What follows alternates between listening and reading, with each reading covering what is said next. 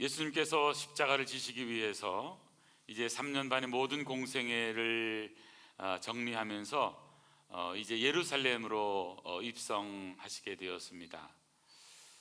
여리고에서 예루살렘까지는, 여리고라고 한 지역은 마이너스 250m입니다. 그 지표면보다 250m 낮아요. 그런데 또 예루살렘은 또 800m가 됩니다. 그곳을 예루살렘으로 올라가게 되는데, 이제 올라가서 이제 예수님께서 십자가에 못 박혀 죽으시게 됩니다. 그리고 십자가에 못 박혀서 예수님께서는 7말씀을 하시게 되는데, 이것을 가상칠언이라고 말하게 됩니다. 이 땅에서 사셨던 모든 삶의 정리, 이 땅에 오신 목적, 그분이 하신 일 정리해서 7마디의 말씀을 하시고, 예수님은 모든 것을 다 이루셨습니다. 특별히 십자가라고 하는 너무나 힘들고 극한 고통 속에서 예수님께서는 최후의 말씀을 전하였던 것을 보게 되는데요. 오늘 본문에 나오는 말씀, 예수님께서 이르시되 아버지 저들을 사하여 주시옵소서, 자기들이 하는 것을 알지 못함이니이다 하는 이 말씀이 첫 번째 십자가에서 하신 그런 말씀입니다. 예수님 십자가상에서 그 고통 속에서도 예수님은 기도로 예수님은 말씀을 하신 것을 보게 됩니다. 저들의 죄를 용서해 달라는 기도와 함께, 왜냐하면 저들은 자신들이 하는 일이 무엇인지 알지 못해서 그런 것입니다 라고 주님께서 말씀하고 있습니다. 여러분, 예수님께서 왜 십자가에 못 박혀 달려 죽어야 했습니까? 사실 십자가에 못 박혀 달려 죽어야 될 것은 저와 여러분입니다. 우리가 죽어야 되는데, 이사야 53장 5절에 보면 그가 찔림은 우리의 허물을 인함이요 그가 상함은 우리의 죄악을 인함이라. 그분이 우리의 허물 때문에, 우리의 죄악 때문에 대신 십자가에 못 박혀 죽은 것입니다. 그런 의미에서 성도는 예수님이 어떤 일을 하셨는가, 예수님이 왜 이 땅에 오셨는가 하는 것을 잘 기억하면서 이 한 주간 동안도 승리하는 삶을 살면 좋겠습니다.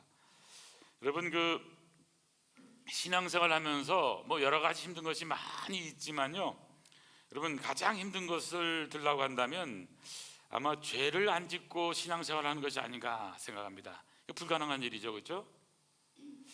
또 사실 또 힘든 것이 있는데, 그것은 뭐냐면요, 내게 상처 준 사람을 용서하는 일이 결코 쉬운 일이 아니라는 사실을 우리는 알고 있습니다. 뭐 쉽게 그냥 용서하면 되지. 여러분, 사실 용서라고 하는 게 그렇게 쉬운 것이 아닌 것이죠.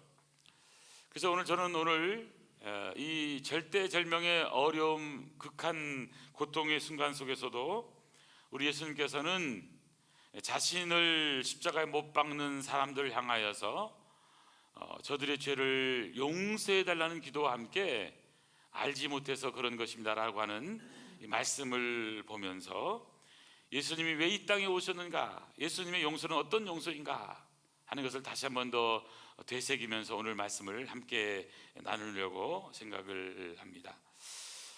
여러분, 예수님이 이 땅에 오신 목적은 우리의 죄를 대신 지시기 위해서입니다. 다른 말로 하면 우리를 다 용서하시기 위해서, 용서해 주시기 위해서 예수님이 이 땅에 오신 것입니다.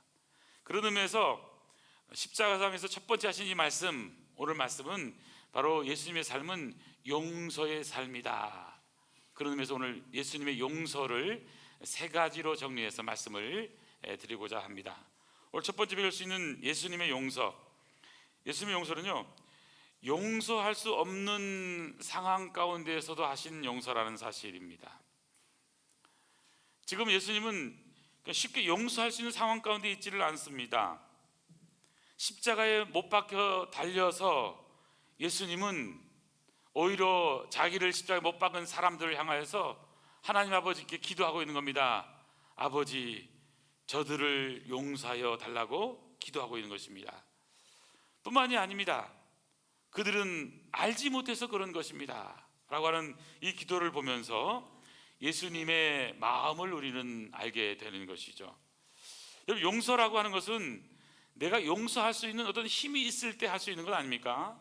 그 정도 봐준다라든지, 또 우리가 얼마든지 내가 할 수 있으면, 또 어떤 상처를 받게 되면 시간이 좀 필요하죠. 또 감정도 내려앉히고, 또 증오심도 좀 더 가라앉히고, 그래서 시간이 흘러서 마음의 상처가 어느 정도 치유된 후에 용서할 수 있는 환경이 조성될 때 용서라는 단어를 쓸 수가 있는 거잖아요. 치밀어 오르는 그런 분노, 끓어오르는 그런 그 증오심 같은 거 있을 때 여러분, 용서가 어렵습니다. 어느 정도 시간이 지나서 평정심을 되찾은 다음에 우리는 용서할 수 있는 환경이 만들어질 수가 있는 것입니다. 그렇지만 지금 예수님은 그런 상황이 아니에요. 그런 환경이 아닙니다.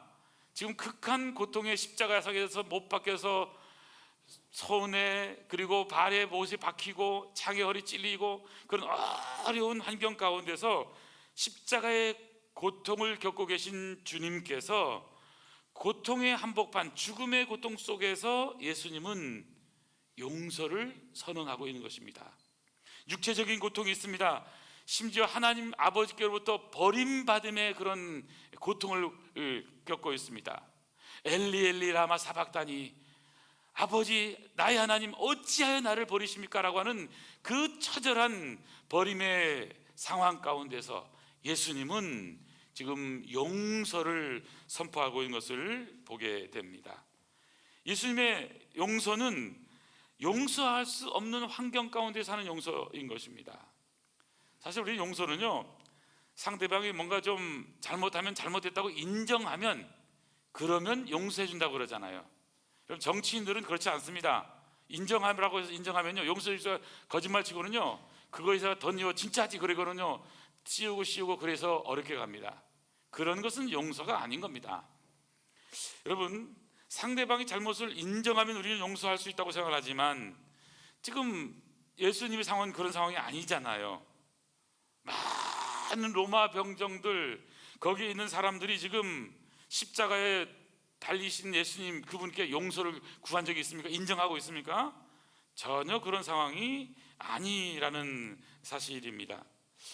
그런 의미에서 우리가 다시 한 번 더 우리가 이 용서에 대한 예수님의 마음을 배울 수 있었으면 좋겠습니다. 예수님은 용서에 대해서 말씀하시면서 특별히 용서에 대한 기도를 말씀하셨습니다. 산상수를 말씀하시면서 제일 주님께서 이제 6장에, 마태복음 6장에 보면 예수님께서 주기도문, 주님께서 가르치는 기도를 말씀하시면서 우리가 우리에게 죄 지은 자를 사하여 준 것 같이 우리 죄를 사하여 주시옵고 라고 하는 기도를 합니다. 용서에 대한 기도입니다. 하나님, 내가 다른 사람을 용서했으니 하나님도 내 죄를 용서해 주십시오 하는 그런 기도가 아닌 거잖아요. 여기서 중요한 것은 뭡니까? 하나님, 우리 죄를 용서해 주셨는데 우리가 또 그 용서받은 그 용서로 또 용서하는 자가 되기를 원합니다. 십자가의 마음을 달라고 하는 그런 기도 아니겠습니까? 그런 의미에서 사실 믿음의 사람들은 어려운 환경에 있다 할지라도 용서가 무엇인가에 대한 좀 고민을 많이 해야 됩니다. 여러분, 옛날에 밀양이라고 하는 영화가 있었지 않습니까? 전도연 씨가 나오는 그 영화에 실제로 이분이 이제 아들이 유괴를 당해서 죽게 되잖아요. 그리고는 그 유괴범이 학원 원장님, 그리고는 이제 감옥에 들어간 겁니다. 그리고는 이제 전도연이 예수를 믿게 돼서 신앙생활을 열심히 하다가 은혜를 받은 거예요. 말씀 은혜 받아서는 이제 용서에 대한 마음을 가지고, 그리고는 용서할 마음을 가지고 이제 그 감옥에 찾아가잖아요. 면회실에서. 그 면회실에 갔는데 얘기를 하는데 뭘 합니까? 그 감옥에 갇힌 사람이 거기서 감옥에서도 또 이분이 또 예수를 믿은 거예요. 기독교인 된 겁니다. 그래가지고는요, 자기들 하나님께 용서를 받았기 때문에 마음이 평안하다고 얘기합니다. 이거 완전 꼭지를 돌아버리잖아요. 완전히 전도연이 꼭지를 돌아버립니다. 그러니까 말도 안 되는 거잖아요. 여러분, 하나님이 하시는 용서가 있고요, 사람과의 관계 속에서 용서가 있는 거잖아요. 이걸 헷갈리면 안 되는 거죠. 성경에 보면 여러분, 예물을 드리다가 형제가 뭔가 불화한 일이 있으면요, 제단에 놓고 화해한 다음에 용서를 해야 되는 거예요. 무슨 말이냐면 하나님께로부터 받는 용서가 있고 사람들과의 관계 속에서 용서가 있는 겁니다. 물론 근본적으로는 하나님은 다 용서하세요. 그런데 여러분, 값싼 은혜로 그냥 하나님이 다 용서했어, 그리고는 자기는 변화되지 않고 용서하지 않는 그 인간의 연약함, 나약함, 이것은 우리가 좀 더 생각을 해야 될 부분인 것이죠. 사실 우리가 예수님의 용서를 볼 때는 예수님은요, 도저히 용서할 수 있는 환경이 아니어도 예수님 용서하시잖아요. 뿐만이 아니라 예수님의 용서를 보면 예수님은 용서할 수 없는 사람들에게 베푸신 용서인 겁니다. 두 번째 배울 수 있는 것은 원수를 사랑하라, 예수님 말씀하셨지만 사실 우리가 말로 하기 쉽잖아요. 그런데 진짜 원수를 사랑하는 게요, 쉬운 일이 아닙니다. 나는 할 수 있어, 정말 대단한 일이시고요, 그 인간적으로 어려운 것입니다. 예수님께서는 지금 용서할 수 없는 그 사람들이 그 주위에 많이 있습니다. 특별히 예수님께서 지금 아버지 저들을 용서하여 주시옵소서 할 때 저들이 누굽니까? 저들, 예수님을 체포한 사람도 있었고 예수님을 배반한 사람도 있었고 또 예수님께 채찍질하는 사람도 있었고 발로 차고 구타한 사람도 있었고 예수님 얼굴에 또 침을 뱉기도 했잖아요. 또 손에 대못을 박은 사람도 있습니다. 옷을 벗긴 사람들, 예수님의 옷을 제비 뽑은 사람들, 예수님을 죽이고자 모의했던 사람들, 당시의 종교 지도자들, 재판장, 사실 이 용서를 받아야 될 많은 사람들은 성경에 기록되어 있습니다. 그런데 이 사람들을 보면 우리 인간적인 입장에서는 도무지 용서할 수 없는 그런 사람들입니다. 저주해야 될 사람들인 거예요. 그런데 예수님은 아버지 저들을 사하여 주옵소서, 자기들이 하는 것을 알지 못함이니이다. 예수님께서는 지금 십자가 위에서 도저히 용서할 수 없는 사람들을 향한 용서를 선포하고 계신 것입니다. 사실 예수님은 먼저 군병들을 용서하셨습니다. 군병들이 누구죠? 바로 지금 당장 예수님을 채찍질을 하고 또 가시관을 씌우고 십자가에 못 박고 창으로 허리를 찌르고 심한 고통을 지금 막 준 그런 사람들이 지금 군병들인 거예요. 여러분, 아무리 아파도요, 옛날 아픈 것은 기억이 안 남습니다. 지금 아픈 게 가장 아픈 거잖아요. 지금 고통당하는 게 얼마나 힘든 것이겠습니까? 뿐만이 아닙니다. 예수님이 무슨 큰 죄가 있어서 십자가에 죽으신 게 아니잖아요. 아무런 죄가 없으시지만 예수님을 십자가에 못 박도록 한 그런 많은 지도자들이 있었습니다. 대제사장, 서기관들, 그리고 당시에 여러 지도자들이 있었습니다. 또 사내들인 공회원들도 또 허락을 했기 때문에 넘겨지게 되는 거 아니겠습니까? 마치 자기들이 갖고 있는 어떤 권력이 빼앗길까 봐 그래서는 십자가에 달게 한 많은 종교적 지도자들, 예수님은 그들도 다 용서하신 용서의 은혜가 있는 것이죠. 뿐만이 아닙니다. 여기 보면요, 호산나 호산나, 예루살렘에 입성할 때 많은 이스라엘 백성들이, 예루살렘 백성들이 예수님을 환호합니다. 우리를 구원하소서, 이게 호산나의 뜻입니다. 다윗의 자손으로 오시는 이여 어서 오세요, 우리의 메시아이십니다. 얼마나 종려나무 가지를 손에 들고 흔들면서 춤을 추면서 환영을 했던 사람들. 그런데 여러분, 빌라도가 예수님을 못 박게 하는 거잖아요. 예수를 십자가에 못 박으소서, 예수를 십자가에 못 박으소서, 누가 한 것일까요? 동일한 사람들이란 사실입니다. 그렇게 예수님을 따른다고 했던 사람들 가운데서 오히려 예수님을 십자가에 못 박으라고 소리치는 군중들, 그 군중들을 용서하신 것입니다. 뿐만 아니라 예수님이 가시는 곳에 나도 가고 예수님이 죽으면 나도 같이 죽겠습니다. 예수님께서 너 3번 나를 부인할 거라 그러니까 베드로 같은 경우는 얼마나 화를 냅니까? 예수님 너무 서급한 얘기하십니다. 무슨 소리세요 예수님? 다른 사람은 그럴지 몰라도 결코 나는 배신 때리지 않을 겁니다. 그렇게 얘기하던 자신하던 베드로도, 예수님의 제자들도 여러분 다 배신 때리고 다 멀리 가잖아요. 그래 그분들도 다 용서받은 겁니다. 뿐만이 아니죠. 은 30에 예수님을 팔았던 배신자, 배반자 가룟 유다. 여러분, 가룟 유다를 향해서 어떻게 했을까요? 예수님께서는 저에게도 용서를 선언했을 것입니다. 예수님의 용서라는 것은 도무지 용서할 수 없는 사람까지라도 용서하는, 바로 용서라고 하는 사실입니다. 사실 우리가 배울 수 있는 것은 이런 예수님의 용서를 보면서 우리는 어떤 용서를 배워야 될 것인가, 우리는 어떻게 하면 용서할 수 있을까를 생각하게 됩니다. 여러분, 우리는 여기서 자기들이 하는 것을 알지 못함입니다 하는 이 부분을 많이 기억을 해야 합니다. 인간이라는 것은 다 자기 중심적입니다. 자기 이익을 위해서 살아가게 됩니다. 자기 체면이 중요한 것입니다. 그러다 보니까 인간은요, 무지하고 또 몽매한 것이 인간입니다. 어떤 의미에서 인간의 무지함을 우리는 이해할 필요가 있는 것이죠. 인간의 어두움, 인간의 부패성, 인간의 타락성, 영광의 주님을 십자가에 못 박혀 죽으시면서도 자신들이 무엇을 하고 있는지를 알지 못할 수가 있는 겁니다. 그런 의미에서 우리는 다시 한번 어떤 일을 할 때마다 이것이 하나님의 영광을 위한 일인가에 대해서 늘 고민을 해야 됩니다. 기도해야 되는 거예요. 교회도 어떤 선택을 할 때마다 인간의 욕심은 아닌가, 하나님의 영광을 위해서 무엇을 해야 될 것인가를 늘 우리는 고민하지 않을 수 없는 것이죠. 여러분, 용서라고 하는 것은요, 누구를 위해서 하는 것이 아닙니다. 예수님이 우리에게 가르친 것은 바로 용서는 결국 너 자신을 위하는 겁니다. 우리 자신을 위해서 용서하는 것입니다. 용서할 때만 우리가 진정한 치유가 일어나기 때문에 그런 것입니다.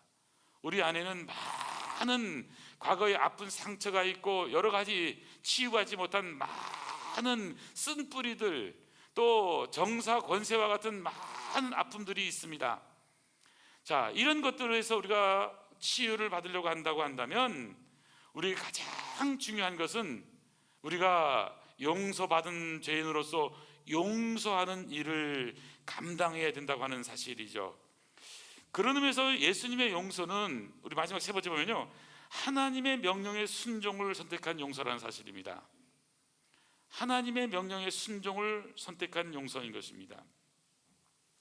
십자가상에서 예수님 용서를 드린 것은 구약의 예언의 말씀의 성취인 것입니다. 오늘 저와 여러분도 마찬가지입니다. 용서는요, 하나님의 명령이고 그 명령을 우리는 아멘하고 순종할 때 할 수 있는 것이 용서라고 하는 사실입니다. 그래서 성경은 이 용서의 책이다 이렇게 표현할 수도 있는 겁니다. 영원히 죽을 수밖에 없는 죄인들 회개하면 용서하고, 회개하지 못한 죄인까지도 다 용서하는 것이 하나님의 십자가의 사랑인 것입니다. 십자가는 뭘까요? 십자가는 우리 모든 인류의 죄를 대신 십자가에 죽으심으로 용서한 사건이에요. 이 용서를 받아들인 자는 구원받는 거고, 그것을 못 받아들이면 영원한 불못지옥에 떨어지는 거예요. 그래서 우리 모두에게는 죄의 대속함, 용서의 은혜는 다 선포되어 있는 것입니다. 그렇지만 그것을 받아들이냐 못 받아들이냐 차이가 많이 있습니다. 제가 전에 한번 갔던 지역 중에서 우리나라에요, 충청남도에 외산이라는 데가 있더라고요. 외산면. 외산면이라는 데가 보니까 저 대천 해수욕장에서도 이제 조금 이제 하고, 여기가 보니까 이 공주시, 부여입니다. 부여. 그쪽에 해당되는데 외산면인데요, 산으로 막 둘려 있는 그런 동네입니다. 그래서 거기 가니까 그 목사님이 뭐라고 얘기하냐면 6.25 전쟁 끝나서 10년 동안도요, 그 동네 사람은 6.25가 끝났는지 안 끝났는지 몰랐다고 합니다. 그래서 그만큼 산이 깊은 곳이에요, 보니까. 여러분, 예수님의 십자가의 복음이 전파돼서 우리가 예수님이 온 인류를 구원하기 위해서 죽으신 그 십자가가요, 모든 사람에게 선포되었어요. 근데 이것을 모르면 구원을 받을 수가 없는 거예요.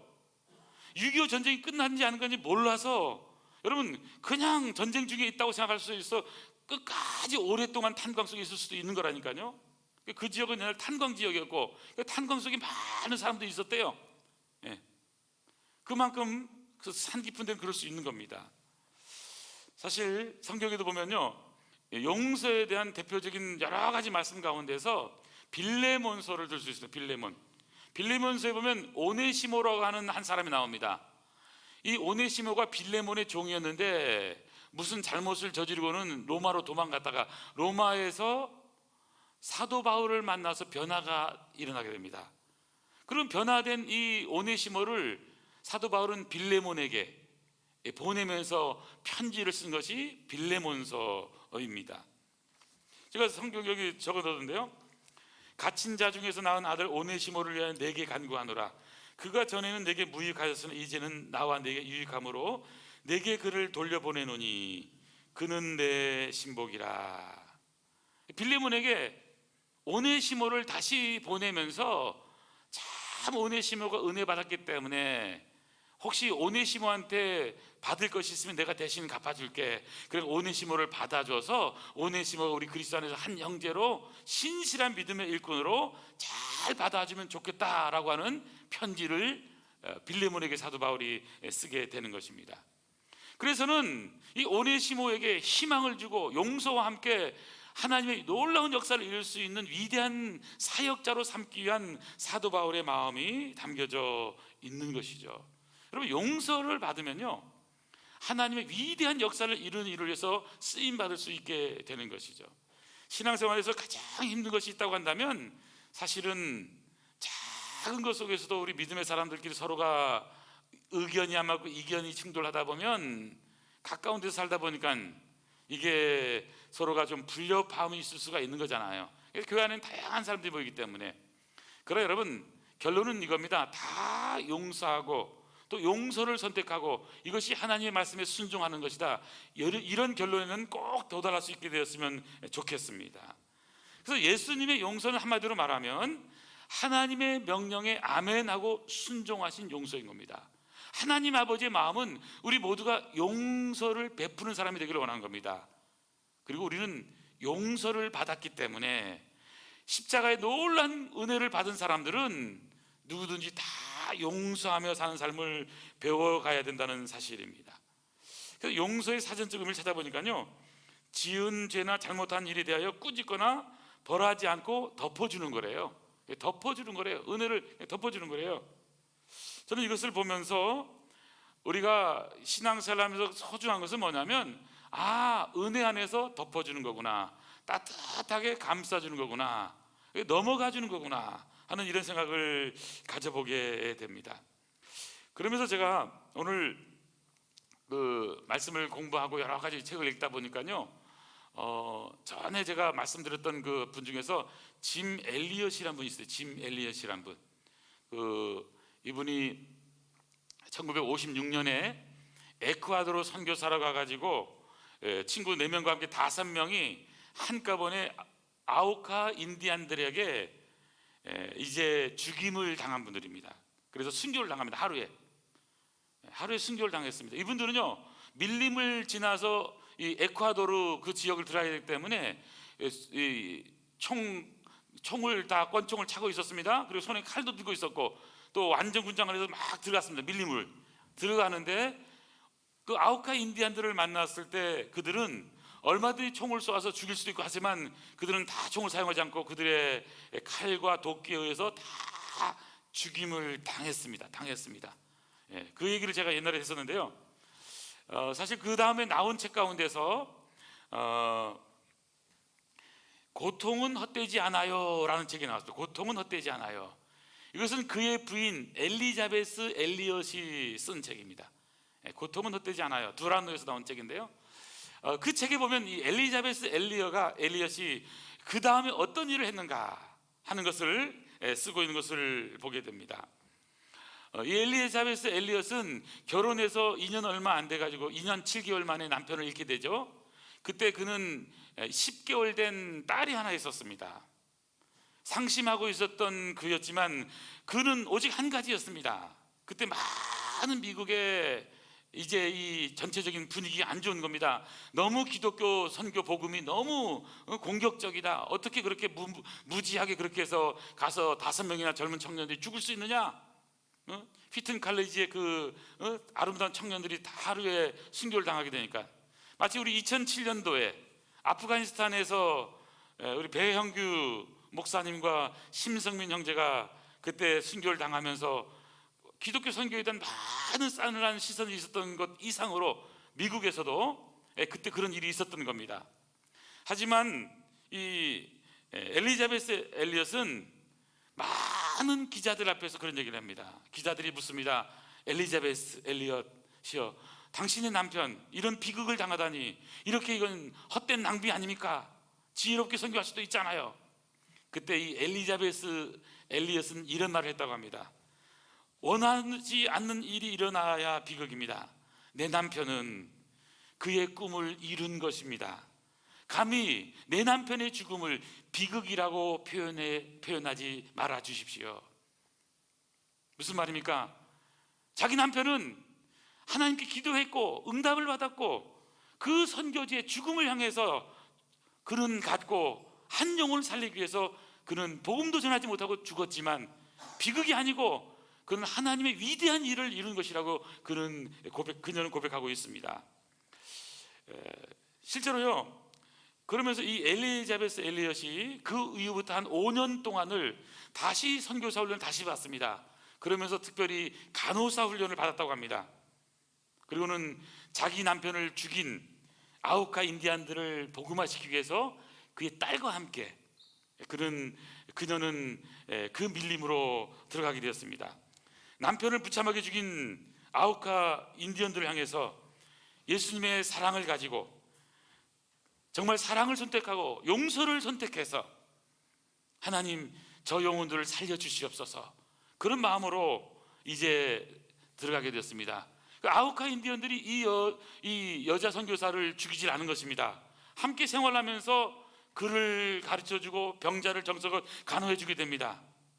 그런데 나중에 알게 된 것은 이 아우카족은요, 남자는 죽이지만 여자는 연약하기 때문에 죽이는 자는 비겁한 자로 낙인찍기 때문에 안 죽인다는 거예요.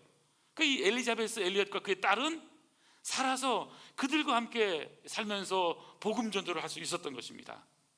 그리고 16년 동안 그곳에 나중에는 다 복음화 역사가 일어나게 되는데요, 5년이 끝나는 어느 날 이제 안식년을 위해서 본국으로 돌아가려고 할 쯤에 추장이 온 부족을 모아놓고요 파티를 열었다고 합니다. 이렇게 훌륭한 선생님이 미국에서 와서 우리에게 많은 병자들을 고쳐주고 좋은 일을 많이 했기 때문에 이제 이분이 이제 1년 동안 고국에 돌아간다고 하니까 파티를 열자고 해서 온 족속들이요, 부족이요, 파티를 열어서 난리를 쳤답니다. 그러면서 추장이 엘리자베스에게 이렇게 물었답니다. 저희들과 함께 고생하면서 치료해 주시고 앞장서서 고통당하는 자와 함께하는 당신은 도대체 누굽니까? 그리고 두 번째, 왜 우리를 위해서 그토록 고생스러운 희생을 마다하지 않고 여기에 살고 계신 겁니까? 그때 그녀는 이렇게 대답했답니다. 그것은 제 남편이 당신들을 너무나 사랑했기 때문입니다. 추장이 의아해서 물었습니다. 아니, 우리는 당신의 남편을 모릅니다. 당신 남편이 도대체 누굽니까? 엘리자베스 엘리엇이 눈물을 글썽이면서 대답했습니다. 사실은 10년 전 당신들에게 복음 전하기 위해 왔다가 죽임을 당한 그 사람 중에 한 사람이 바로 저의 남편입니다. 저와 제 남편이 당신들을 얼마나 사랑하는지 알려주기 위해서 제가 여기에 온 것입니다. 그리고 제 남편보다 저보다 당신들을 더 사랑하는 예수 그리스도, 그분의 기쁜 소식, 복음을 전하기 위해서 제가 이곳에 온 것입니다. 그리고 그들에게 복음을 전하게 되었고, 그리고 그 부족 사람들이 울면서 회개하고 복음을 받아들인 이야기죠. 우리가 창과 도끼로 살해한 사람이 당신의 남편이라니, 그런데 당신은 우리들에게 희생으로, 봉사로 이렇게 큰 사랑을 베풀다니. 그러면서 이제 그 남편을 죽인 장본인이 키모라고 하는 분인데요, 키모라고 하는 그 부족의 그 대표인데, 그분은 최초 목사가 됐다고 합니다. 목사님이 됩니다. 그리고 또 순교한 선교사들 이 5명이 순교했으니까요, 그 중에서 2명이 나중에는요 아버지가 순교한 그 강가에 가서 그리고는 세례를 받게 되고, 또 엘리야스의 딸도 그곳에서 선교하면서 살았던 이야기. 여러분, 우리는 이 땅에 영원히 사는 존재는 아닙니다. 어떤 의미에서 우리는요 짐 엘리엇처럼 한 사람에게 복음을 전하지 못하고 그 5명의 억울한 청년들의 죽음처럼 끝난 것처럼 여겨지는 안타까운 상황에 놓일 수도 있습니다. 하지만 복음의 역사는 결코 쉽게 끝나는 것이 아닙니다. 예수 그리스도의 십자가의 복음은 누군가에 의해서 반드시 복음의 놀라운 피해 강은 역사가 일어나게 되는 것입니다. 그러면서 엘리자베스 엘리엇은 자기 남편의 일기장을 이렇게 공개했습니다. 영원한 것을 얻기 위해 영원하지 않은 것을 버리는 일은 결코 어리석은 선택이 아닙니다. 결코 놓쳐서는 안 될 그것 위하여 결국 붙들고 있을 수 없는 그것들을 버리는 사람, 그는 결코 어리석은 사람이 아닙니다. 오 주님, 오래 살기를 구하지 않습니다. 보람있게 살기를 구합니다. 나를 태우소서, 내 젊음을 태우소서, 내 생애를 태우소서, 거룩한 불로 나를 태우소서, 그리고 하나님 나라를 위해 나를 사용해 주시옵소서. 짐 엘리엇은 짧은 생애 29살이라는 젊은 나이에 죽을지 몰라도 그 복음의 역사는 결코 죽지 않고 끝나지 않은 것입니다. 그의 아내를 통해서, 그의 딸을 통해서, 아니 저와 여러분을 통해서 땅끝까지 예수 그리스도의 이 십자가의 보혈의 복음은 땅끝까지 전해지는 이 놀라운 복음인 것입니다. 바로 이 복음에 저와 여러분이 서 있는 겁니다. 복음은 무엇입니까? 예수 그리스도입니다. 복음은 무엇입니까? 예수님이 우리를 사랑하신 사랑입니다. 복음은 무엇일까요? 바로 우리를 사랑해서 십자가에 죽으신 죽음입니다. 우리의 죄를 용서하신 복음인 것입니다. 저와 여러분, 이 복음의 역사에 다시 한 번 더 들어서서 우리를 위하고 핍박하는 많은 영혼들이 있다면 용서와 따뜻한 사랑으로 나아가고 십자가의 복음을 땅끝까지 전하는 일을 위해서 우리의 남은 생애가 쓰임받는 아름다운 성도 되기를 간절히 소원합니다. 오늘 결론은 이겁니다. 예수 믿는 사람은 누군가? 그리스도인은 누군가? 바로 예수님의 용서를 선택한 사람들. 저와 여러분, 이 예수님의 용서를 통해서 더 큰 은혜를 끼치는 아름다운 복된 성도 되기를 축원합니다. 기도하시겠습니다. 하나님 아버지, 감사합니다. 영원한 것을 얻기 위해 영원하지 않은 것을 버리는 일은 결코 어리석은 선택이 아니라고 고백하면서, 만약 짐 엘리엇이 창을 들고 달려드는 원주민들을 향해서 총을 쏘다가 한다면 아우카 인디안들에게 이렇게 놀라운 생명의 역사, 구원의 역사, 복음의 역사, 용서의 역사, 사랑의 역사, 눈물의 역사, 감격의 역사가 일어날 수가 없었을 것이지만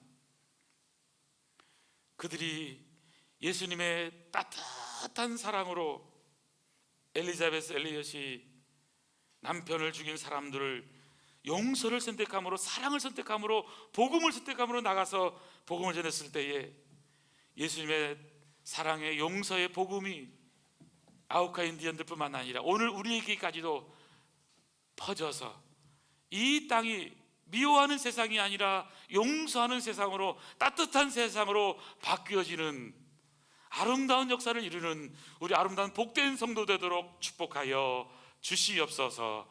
이 놀라운 역사를 이루시는 우리 주님 예수님의 이름으로 기도하옵나이다. 아멘, 아멘.